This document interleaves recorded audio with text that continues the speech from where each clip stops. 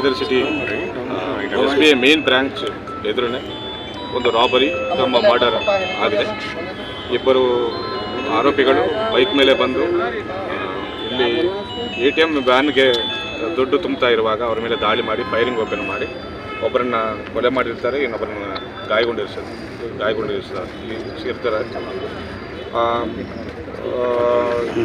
With ಮನಿ ಒಂದು trunk ಪೆಟ್ಟೆ ಸಮೇತ ಅವರು ಬೈಕ್ ಮೇಲೇ ಪರಾರಿ ಆಗಿರ್ತಾರೆ.